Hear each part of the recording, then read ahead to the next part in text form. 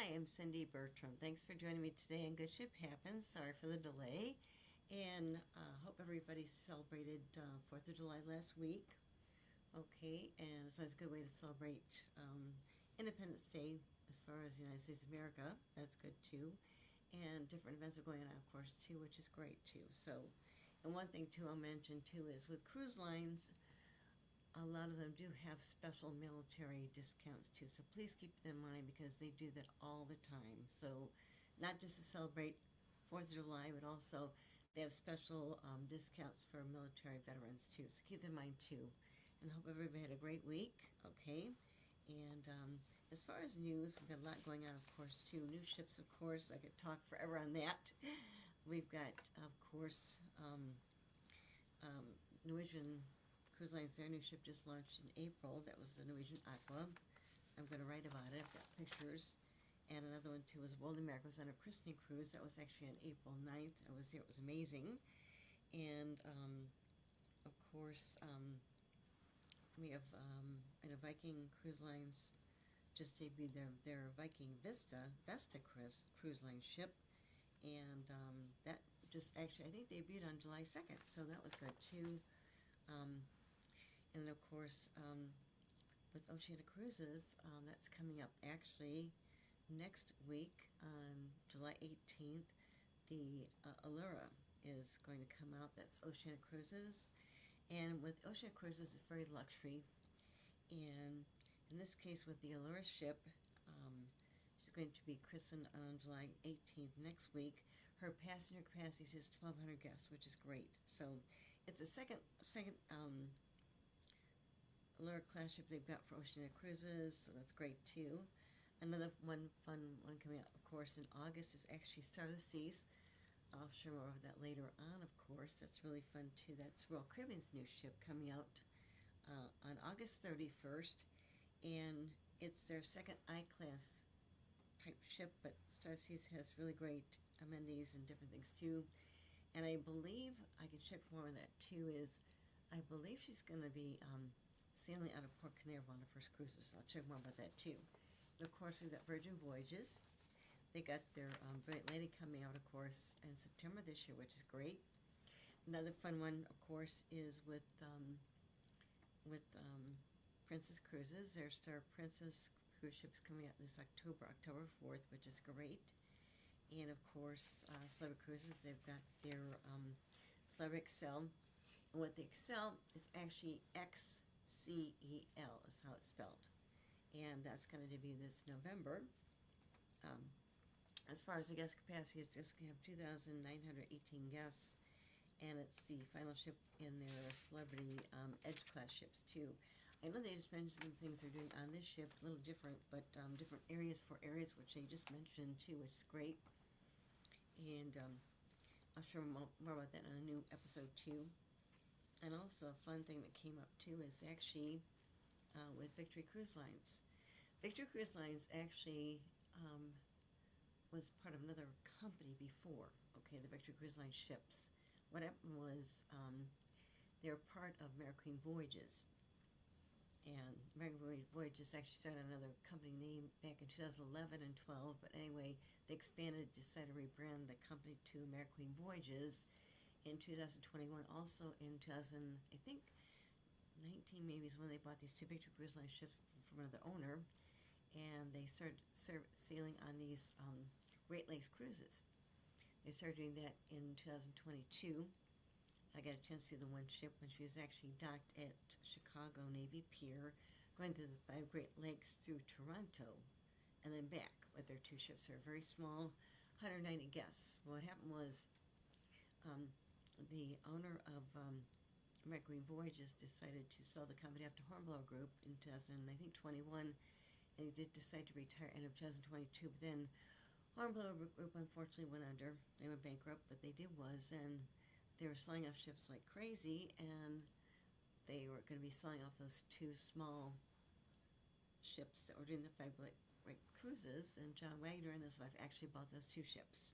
Yes. What they did was they refurbished them a little bit too, and then they just started doing their 5 Great Lakes cruises, their seasonal cruises, going through there October, November. they will actually be repositioning them and doing new itineraries in 2026. What they did was they have the Victory 1 and Victory 2, and I got invited to be on the Victory 1 on their christening cruise. Okay, so they flew me up to Toronto back on April 26th, and what they do is they provide everyone a free night hotel first, which is great because once again, sometimes if you try and fly the day before, it's much easier than flying the day of because sometimes flights get delayed, canceled, you get messed up, right? You have to go try and catch up with the ship. But anyway, they did was they always fly people out the day before, free hotel, which is great, and also then we boarded the ship the next morning, okay, and as mentioned, the Victory 1, also sister Victory Cruise, just accommodate 190 guests. Beautiful areas. And what they did was then we got aboard the ship, got into our staterooms, and then also later that late morning before 12 noon, they actually went through the ceremony to christen the ship. And John Wagner and his wife's daughter actually christened the ship, okay, which is great. They're on board for a while, then they had to get off, but also then the ship sailed out. We went to different places within the 5 Great Lakes. And also they do too is, because the ship is small, good example too is they can actually dock. I think they're the only cruise ship that actually dock at Mackinac Island. Okay, with Mackinac Island, it's great history too, because what they do is, it's in Michigan, but the point is, there's a bridge you have to go over to get to Mackinac Island. Okay, and the thing is, at Mackinac Island itself, they don't allow any motor vehicles. No. People get around on bicycles, of course. They have horse-drawn carriages. It was really, really interesting to do that myself because what they do is with Victory Cruise Lines, they include free excursions, shore excursions in every place they actually visit, which is great too. Also, they've got some immersive experiences too, so if people want to do something a little bit more immersive, longer, you can actually do that too, pay more money. But the thing is, when we got to Mac Island, I decided to do the horse-drawn carriage too. It was great, amazing. I mean, the horses are just huge. It was beautiful, very relaxing, and theirs are so pretty too. And also, like I said, we went to different places. One place was going to the Rock and Roll Hall of Fame. That was great too, great experience. And just sailing through the 5 different Great Lakes, we stopped different places, free shore excursions every place. And what they did too is they worked out this special agreement with a place. They actually have when we get on board the ship, and then during the day, if we're sailing, what they do is they have different things, activities going on in their Compass Lounge, which is beautiful. Also, they have people that actually escort the shore excursions that actually have done that before, that kind of embrace the places they go to, which is great too. So that was really fun too. Also, what they do is they have nighttime entertainment at night. Also, they've got their regular restaurant, which is beautiful. And then they've got a place on the top deck called the Grill, okay? And at the Grill, in the morning, also for lunch, you actually go there for like a casual kind of buffet type thing, but food is very great. And a beautiful view to see the rest of the visual stuff too, because it's the front of the ship. But at night, they change it to the Tuscan Grill. What you do is you have to make a reservation, but there aren't any fees involved, which is great. And you get a chance to do it. Right out of time, what you do is make a reservation, go up there, and actually they give you this stone thing. Actually make your own food, which is great too. People rave about that, crazy, but the views are beautiful too. So definitely fun thing to do as far as being able to cook your own food, but they provide everything with you, which is great too. So.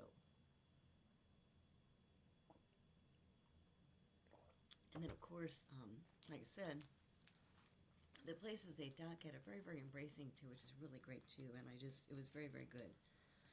And also, with Toronto, because we sailed out of Toronto, but then we actually had a chance to dock. And then on the shore excursion was going to Niagara Falls, which is great. They got different shore excursions with that, too. It's beautiful. I've not been there. It's a beautiful place to go to, too. So keep that in mind, too. And then what they do is, excuse me, they have days sailing on the lakes, which is great too. Also then, They docked actually in Chicago at Navy Pier, but where they docked at Navy Pier is one side, which is gorgeous. Very easy to get off the ship. They did was then, my ship actually docked there on May 6th. But then what they did was they launched their other ship, their sister ship, Victory Cruise Line ship, the next week, and they actually did the christening cruise there too. And then she sailed out 5 Great Lakes to Toronto. So they're doing these Great Lakes cruises, usually 10 nights, through October, first part of November, and then they would be doing more ideas. We're going to take the ships later on too, because once again during the winter time they're not sailing the Great Lakes too. But it's a great experience, so definitely keep that in mind if you're interested in maybe seeing the Great Lakes and just experiencing different culture areas in the United States too, and also Toronto. Excuse me. But that was really fun too. And something fun too is Holland America Line. What they're doing is they just announced this. We just celebrated 4th of July in the United States, which is great. But also what they're doing is Holland America just announced that they're going to commemorate our 250th birthday, which is next year. Yes. A 7-day cruise. It's going to depart on July 4th, 2026 from Boston, which is great. And they're calling it their America's 250th Celebration Stars and Stripes Voyage. It's going to be on board their Zuiderdam, and it's going to visit historical U.S. ports connected to the nation's founding too. It's great too. And this round trip Boston cruise includes stops at St. John, New Brunswick, Canada, Norfolk, Virginia, and New York City with an overnight stay. And then the ship's going to position in Boston Harbor for guests to actually view the city's 4th of July fireworks from the water during the departure too, which is great too. So once again, it's just fun to think that they're doing this in advance too, to celebrate the United States 250th birthday, right?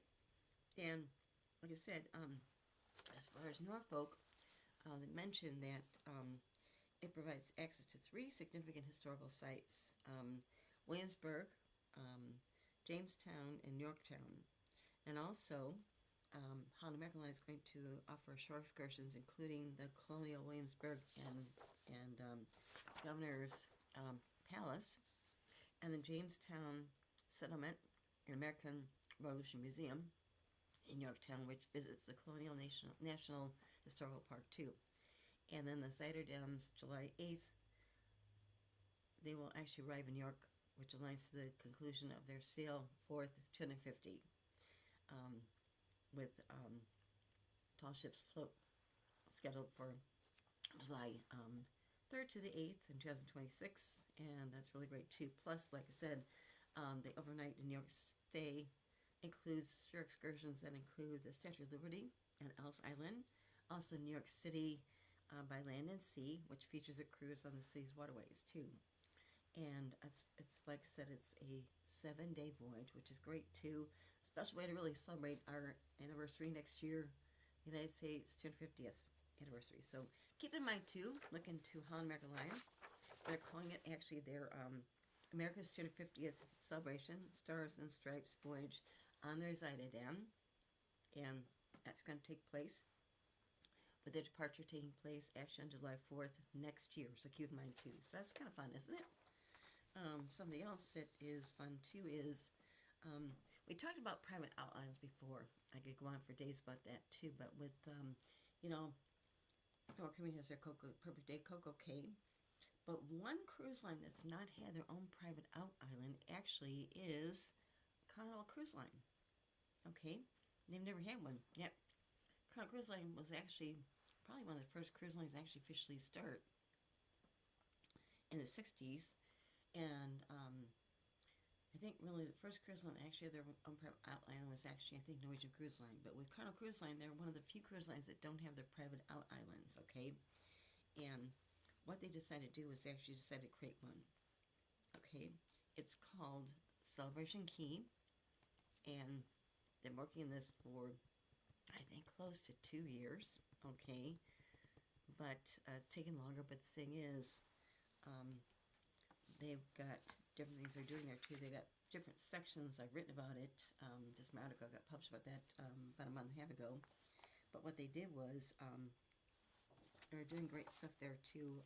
Different areas, which is great for family with kids, also adults too. Because once again, as far as the areas, it really celebrates a variety of fun, relaxation, adventure for guests. Okay, and they've got 5 different areas. Okay, portals. They call them portals, and where guests can actually enjoy these 5 different portals while they're there. These include their Paradise Plaza, which is the first portal area that guests can actually encounter. Okay, it serves as the gateway. Okay, they got their Starfish Lagoon, which offers endless opportunities when it comes to relaxation and recreation too. Family friendly. It's got areas for teens as well as adults, including freshwater lagoon. And they got an adults only area too. It's called Calypso Lagoon. That's an adults only portal. Also, they've got their Alcono Cave. That's an artisan retail village area. Duty-free shops. And they got their Pearl Cove Beach Club. It's a private portal that offers a premium adult-only pass too. But like I said, when you first get there, the ship's docked. But the Paradise Plaza is actually the welcome portal. Okay, it's the entry to Celebration Key. And what's fun too is near it they've got this special sun castle. It's actually 10 stories tall, and it's a sandcastle structure. It's also the center area of the destination's 5 different portals, and guests can enjoy live music, which is fun. Also, they've got their Ron's Coffee, which offers hot, cold, and frozen coffees. And they got their Starfish Lagoon, which is fun. It's a good name, isn't it? It's family-friendly portal. And this features a variety of different areas, activities too, for different ages, as well as diverse dining options too. It's good for families too. And also, oh, this is fun too. Just for toddlers, they have Guppy Grotto. Guppy Grotto. Okay, it's a coral reef themed splash pad with a shallow wading pool too, which is great too. It's also near to the ice cream shop. That's good too.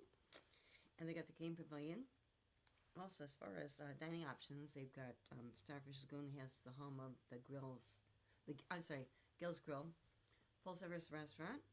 Also, they got that brings different seafood baskets, regional fish, lobster, shrimp and crab, chicken dishes. Also, there are 5 different outlets as far as their Captain's Gallery Food Hall, which offers burgers, hot dogs, fried chicken and pizza with Mediterranean bowls, burritos, and tacos. Also, they got their Parrotfish Swim Up Bar, which is fun. Who doesn't like to go to a swim up bar, right? It's called Parrotfish Swim Up Bar. Okay. They also have, besides swimming up to the bar, you have the out-of-water seating too, just in case you want to swim up to enjoy the cocktail, right? Another, for their adults-only area, they've got their Calypso Lagoon. This is their adult-friendly portal, and it's located on the west side of Paradise Plaza. It offers adult-friendly areas for people that are really seeking more of a lively, scenic atmosphere. There's a sports court. Also, people want more laid-back experience too. Guests can actually enjoy a huge freshwater lagoon, day beds, loungers, and cabanas. They've got a bar with nearly 550 swings for adults to swim, to put their toes into just in case, but swings, that's really kind of fun, isn't it, too? Also got full-service restaurants, casual snacks are there, too. Also, they got their Lacona Cove. This is actually their shopping area, too. I mean, who doesn't like to shop? I do, okay? But they've got it's artisan village surrounded by the Bohemian murals, but there are duty-free shops. You can shop there, too, which is great. It's called Lacona Cove, which is great. And also, they've got it's called their Pearl Beach Club. This is adults only private club portal. It offers adults a premium experience too with elevated amenities. It's got an infinity pool with a scenic view. swim-up bar too, a dedicated beach. They've got relaxing loungers too, and they've got music, etc. too. But once again, as far as with the Pearl Cove, they've got their beach restaurant that has a full-service restaurant, and they got different tiers too. But also, as far as Celebration Key, it has the ability to actually dock 2 different ships there at one time, which is great too. Also, they're working on expanding it too. I know eventually they want to add, I think, phase 2 expansion plans for Explorer at their Celebration Key 2. And as mentioned, with Carnival Cruise Line ships, with their different itineraries, there are sailings from 10 different home ports that actually go there. And as, like I said, it's got those different portals, which is great too. The fun thing is, it's being opened, okay? The first guests who actually can go there, be docking there on July 19th. Let me check here. I think it's July 19th. But that's really fun too. Yeah, July 19th is the first day the guests actually be able to go to Celebration Key. And I got a video about that too, so show that in a minute, okay? Just a minute here.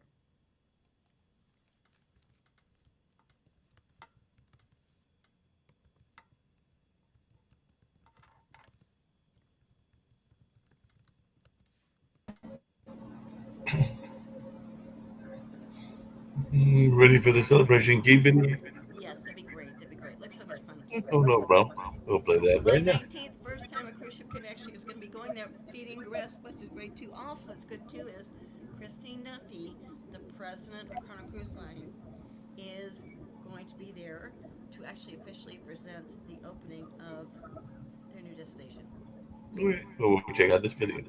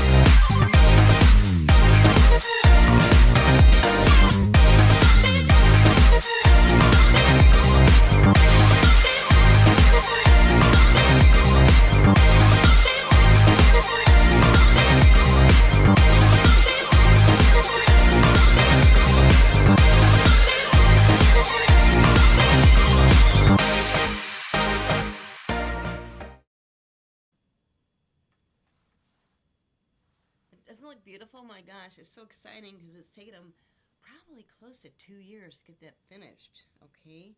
But once again, it's great because once again, it's a private destination, okay? Only 2 ships can dock there at one time, Carnival Cruise Line ships. They might be expanding that later on. I know they're talking about that too, but okay, as once again, as mentioned, on July 19th is going to be taking place with the arrival of their Carnival Vista ship. Okay, and Christine Duffy, who is the president of Carnival Cruise Line, is going to actually be present to officially open the new tropical destination. It's on the Grand Bahama Island, and it's really, really a great milestone too. I know over the next 2 years, Carnival plans to really enhance their portfolio too in the Bahamas and the Caribbean. And I think Celebration Key is like the first step in their long-term vision too. So once again, I know what they do is with Carnival, they've got their Paradise Collection that includes Relax Way, Half Moon Cay in the Bahamas, also Isla Tropical in Honduras. But once again, this is really their own private island too, which is great too. And it's called Celebration Key. It's a great way to celebrate, isn't it? So I want to share it with you too. So it's kind of fun to share about that too. So yes. But the different portals are great. Plus, you've got adults-only areas. You've got family areas. And when you walk in, how fun to see the Sun Castle. That's really great, too. That's really fun, too. So I thought it'd be good sharing my show today, which is great, isn't it? Something else too that we've got is, you know, I mentioned Victory Cruise Lines, but the thing is, it's really great what they're doing too, because once again, it's really a great way to experience the Great Lakes, okay? And they've got 2 intimate ships. As mentioned, they only accommodate 190 guests per ship. They've got complimentary Wi-Fi. They've got complimentary shore excursions, diverse dining, unlimited beverages, okay? And it's definitely, I think, a great way if you've never been to the Great Lakes and you'd rather maybe sail there and explore it that way rather than trying to get there via road trip. The thing is with Mackinac Island, you can't just drive to Mackinac Island, okay? You can't get there that way. But it's beautiful and just a good way to kind of see different areas in the United States too, which is great too. So keep it in mind too, Victory Cruise Lines, as mentioned, they now have their 2 ships sailing, the Victory 1 and Victory 2, and their sister ships. And once again, the staff was phenomenal. The cuisine was really, really great. And as mentioned, all their staterooms have the views, right? So you don't have any interior staterooms, which is great too. So keep it in mind too, just in case you're interested in that too. And then something else I want to mention too is actually we've got some new ships coming out too, real quick. We've got one just was announced too. I know that with Oceana Cruises, they just their new ship, the Allura, is coming out on July 18th. Okay, they actually just took acquisition of their Oceana Allura. What they do is then the ship's going to sail out on July 18th. What they did was when they took over that ship officially, before they actually started sailing it, they just ordered 2 more new builds. Okay, they got the delivery of the Allura ship with their company Oceana Cruises. They just ordered 2 more new builds. Okay, and these new ships are going to be being delivered in 2032 and also 2035, and these new ships really firmed up options that are related to their new Sonata, I think it's Sonata series, which starts with the Oceana Sonata in summer 2027. Also, they've got their Oceana, I think it's pronounced Arietta, in 2029. But like I said, they just announced they got 2 more ships coming out too, which is great. And these ships will actually debut in 2032 and also then in 2035. So keep that in mind too. And as with Oceana Cruises, one thing that's good to know too is their luxury, also smaller capacity. With the Oceana ships, they have a capacity of approximately 1,390 guests, okay, which is small. But once again, they're luxury and very luxury. Keep in mind too, because like I said, with the Allura, it's coming out July 19th. I'll show more about that too. That's really kind of fun thing about a new ship coming out too, isn't it? And they just ordered 2 more. Something else that came up too is actually we've got, because what they do is, cruise lines, they partner with famous chefs, okay, which is great too. And I know one fantastic chef, Chef Rudy Soderman. Chef Rudy, he's great. I've met him several times too. He has got background working with the cruise lines. Holland America Line was one. Princess Cruises, they got his restaurants at Princess Cruises, also with Carnival. But one cruise line that is actually bringing back a very great chef too is Cunard. Okay, they're bringing back. It's called, I think it's La Garoche at Sea with Chef Rudy, Michel Roux. Okay, and he's going to host dining experiences on the Queen Anne next year in 2026. La Garoche at Sea, I'll pronounce it right, is going to be having this 2-star Michelin chef, Michel Roux, return to Cunard Line for a 3rd season in 2026, which is great too. And Chef Michel Roux is going to actually host 4 exclusive dining experiences on the Queen Anne next year, with 3 residences taking on place on 7-night Norwegian fjords in May, August and November. Also, they got a future Mega Roche at sea scheduled for Iceland and British Isles in sailing in July next year too. And Lagos at sea has quickly become one of the highlights of Cunard Line's voyages. And like I said, I had a chance to meet Michel Roux a long time ago when he was working with a different cruise line.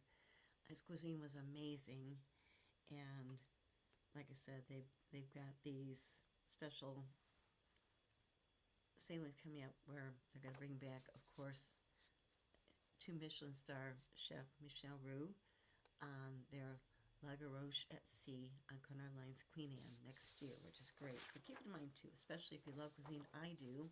It's beautiful. Also, like I said, they've got besides the dining room, they've got passengers can actually enjoy different seafoods,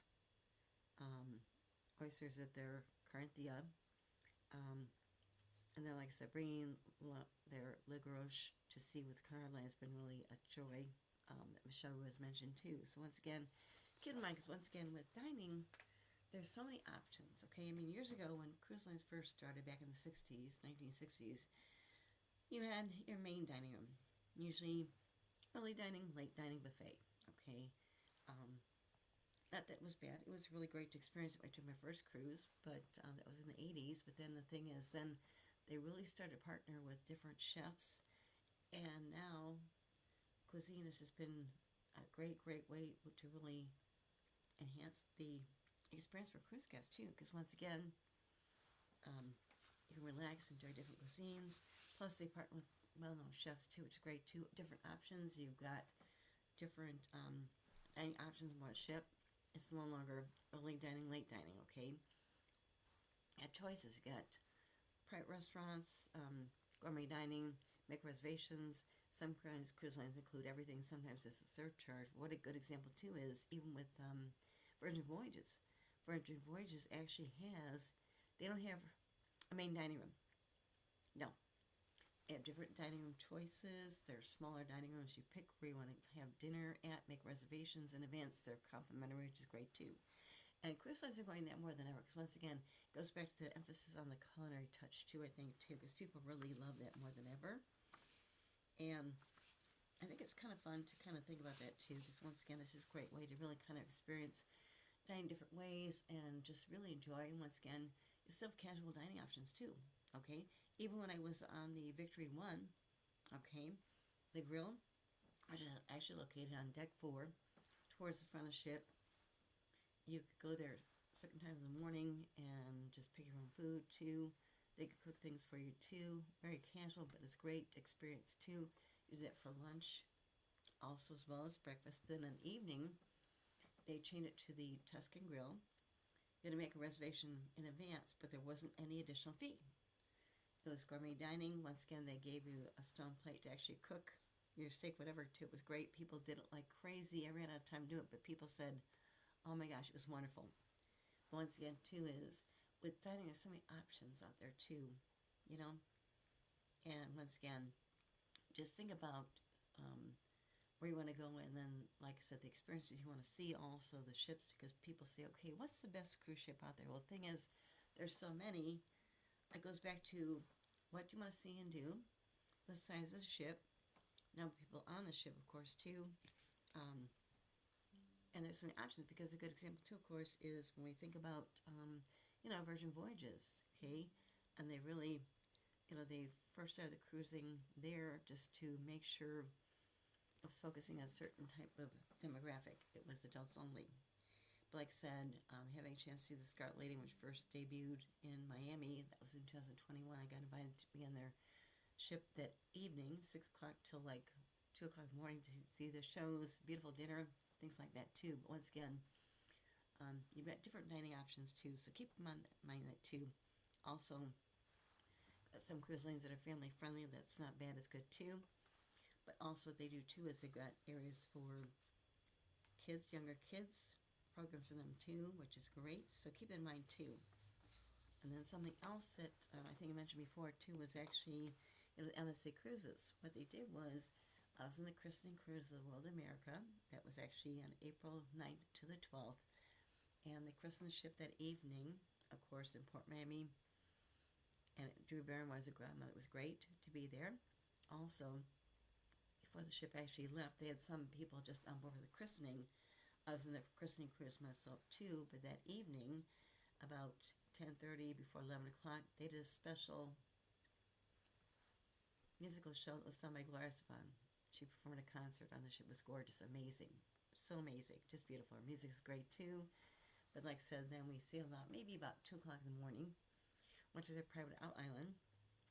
But the thing is, their island is beautiful. The ship dock's right there. And they also did their opening of their ocean conservatory right there too, because they are building coral lamp trees right there too, which is great too. And what they did too was, something kind of fun too is, with Embassy Cruises, they're family owned. They've got their Explorer Journeys, that's their luxury cruise line, which they launched 2 years ago. They got a new ship coming out, I think, this year, next year. But also recently I did too was Embassy Cruises actually, and if anybody had heard about the movie F1, which starred Brad Pitt, I went to see it, and it was really great. But the thing is, Embassy Cruises actually did a splash in the cinemas because they actually were part of they actually sponsored it too, which is great too. So when you saw the cars that were doing the formula, that MSC, their emblem on board the cars too, which is great too. It was really fun. I did the partnership with that too, so that was really fun too. So actually, featured in that movie F1 is great too. And then of course, something else as far as the new ship coming out. We've got a new ship coming out with Royal Caribbean. Okay, Star of the Seas. Okay. And she's coming out actually August 31st, okay, and this is Royal Caribbean. It's their second Icon class ship, okay. The ship is large, of course, but once again, has a passenger capacity of 5,610 guests. But they got different areas, which is great, water attractions, entertainment options too. It's a large ship, but the point is, they got different areas for family and kids and things too, but they're doing something special on this ship, okay? And like I said, she comes out on August 31st this year, and it's called Star of the Seas. But they actually have, we talk about cruise ships. They have officers that work on the bridge, okay? And the captain of the ship, of course, other officers on board the ship. And fun thing is, they decided to do a new position. They did this when they did their Icon Seas, which came out last year. They actually have a chief dog officer. Her name is Rover on Icon Seas. She's a golden retriever, and she is there to create fun and happiness and smiles for people. But then they actually have a new chief dog officer who's going to be actually on Star of the Seas. Her name is Sailor, okay? And I've got a short video to share with you too. It's really cute.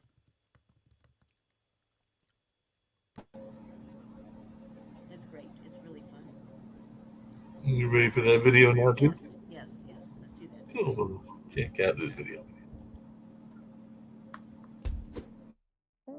As we're designing the best family vacation, there was one piece that was missing, which is, of course, the family dogs.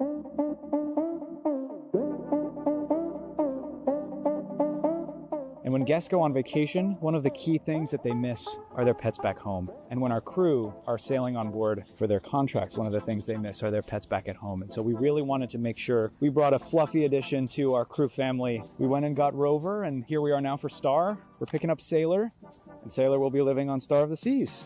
Well, the Chief Dog Officer was an idea that we created actually when we were developing and concepting the ultimate family townhouse. We were all sitting around saying, when you think about the ultimate family townhouse, what does that mean? And all these ideas came around, and somebody threw out the idea of having a family dog. And we said, well, it feels a little selfish to have a family dog for just one family. Why don't we have a family dog for the family on board the ship? And so that's how the position evolved, and we thought, well, obviously it's a very important position, and of course all important positions on ships are called chief. So we thought Chief Dog Officer is perfect. When we first came up with the idea for Project Rover or Project Sailor, we realized we don't really know a lot about what it means to take care of a dog on a cruise ship. And so we partnered with some of the most well-respected animal well-being certifiers globally to really help us create this program from the ground up and make sure that when Rover and Sailor are on board, they're having the best day every day. So there's a very well-written, crafted position description that, of course, the Chief Dog Officer can't read. The key mission is to have fun, and that's exactly what Rover and Sailor do. You know, they just have fun. So Sailor is very small. She's about 16 weeks. And so when Sailor gets on board, she's going to, take everyone's breath away. Sailor's life on Star will be full of adventure. She and her Chief Dog Officer role really means that she gets to go and explore the ship, go and explore our private destinations with our crew members, really just being that warm, welcoming family for her. I just totally fell in love with Sailor. I fell in love with Rover as well, but I also fell in love with Sailor. she's so beautiful and loving and funny, and so I just completely fell in love. When we were thinking about the idea, one of the questions was, well, what will the crew think? Will the crew like the idea or not? And so one of the team members had a golden retriever and volunteered to bring the golden retriever down to one of our ships on a turnaround day, and we fitted the dog with a GoPro camera. It was very touching because after when we watched the video, so many crew stopped and hugged the dog and talked to the dog. When we saw that, we thought, wow, this is amazing. People miss their own family dogs. And as we've done with Rover, as we're doing with Sailor, we really want to make sure we're focused on what's best for these animals. And really right now our focus is on Sailor and making sure that she is having the best life at sea when she gets on Star of the Seas in August.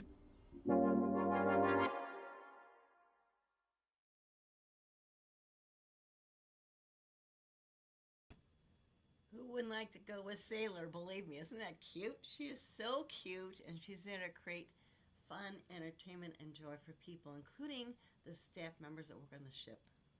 That's amazing, isn't it? And last year I was at a cruise conference. I was waiting in the press room, and Michael Bailey came in. He just kind of chatted casually. He was waiting to see somebody in a meeting, but he said, by the way, we've got our Chief Dog Officer on our other ship, Icon of the Seas. He said, we're going to have another Chief Dog Officer on our new ship, Star of the Seas. Her name's going to be called Sailor. I thought, what a cute name. And it's so fun. And like I said, it just really embraces people in a new way more than ever, I think. So it's good to think about that too. Star of the Seas comes out August 31st, okay? And as mentioned, I think she's sailing out of Port Canaveral. I'll check on that later on too in the next episode, but she's coming out on August 31st, and I'm sure people are just waiting to see the Chief Dog Officer on that ship too, which is great. So keep in mind too, because it really excites me more than ever to see another Chief Dog Officer, and the fun thing is, she's not driving the ship with her paws, okay? She's there to create fun and entertainment too, which is great too. But I love how they came with the concept too. Isn't it great too? And once again too, just great things going on the cruise industry today, and I think I've shared a lot more. Just share more next week, of course, because ship happens. But just great. New ships coming out. Success Celebration Key is opening up on July 19th for the first time. That's Carnival Cruise Line's new private out island, which is great too. New ships coming out. We've got enhanced dining options too, which is great too. Yes, definitely. Sounds like another great show, another great conversation, and all along those lines. And we'll probably go out with one of the other ones from the past and everything like that. Maybe Dr. Sylvia Earle or the gentleman that was talking about the christening of the ship. I think we'll go out with the gentleman talking about the christening of the That sounds ship. great too. Yes, that sounds good too. Yes. Cool. So we'll go out with the gentleman talking about the christening of the ship whenever you're ready to wrap up everything. Let's do it right now. That's good too. Yes. Yeah, so we'll wrap up with this last video from a past show and everything. But great thing. Looking forward to seeing the dog on the ship. I know you'll have some other exciting videos as well, but Right. let's check this out to go out. Right.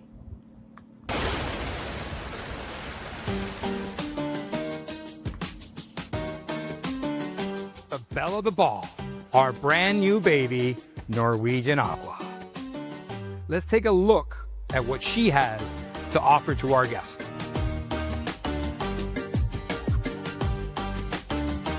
Our private island in the Bahamas, Great Stirrup Cay.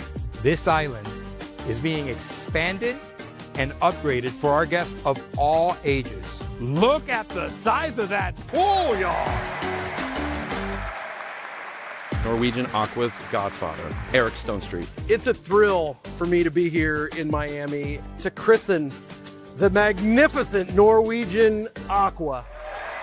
And may God bless her and all who sail upon her. 3, 2, 1.